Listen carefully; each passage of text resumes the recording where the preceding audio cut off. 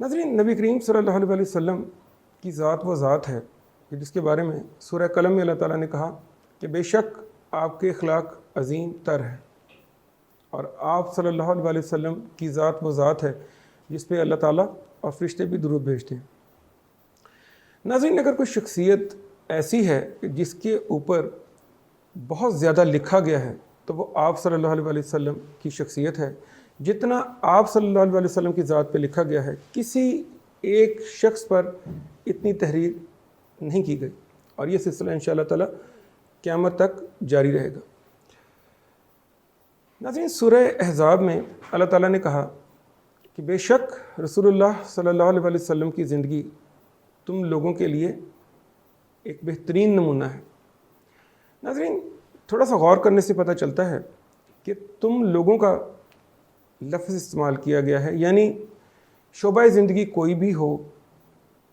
اگر اس کا بہترین نمونہ تلاش کرنا ہے تو وہ آپ صلی اللہ علیہ وسلم کی ذات ہے، اور یہ وہ حقیقت ہے جسے مائیکل ایچ ہارٹ نے اپنی کتاب دی 100 ranking of the most influential persons in history میں اس نے بیان کیا ہے۔ مائیکل ہارٹ نے دنیا کے 100 کامیاب ترین لوگوں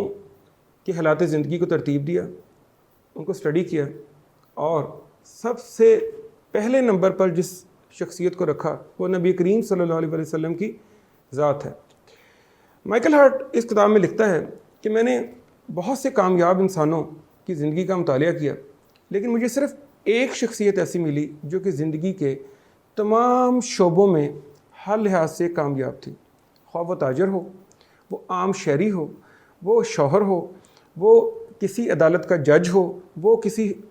علاقے کا حکمران ہو، وہ کوئی سپہ سالار ہو۔ اگر کوئی شخص تمام حیثیتوں میں کامیاب تھا تو وہ نبی کریم صلی اللہ علیہ وسلم کی ذات ہے، اور یہ وہ شخصیت ہیں جن کی زندگی کا ہر لمحہ لکھ کر محفوظ کیا گیا ہے۔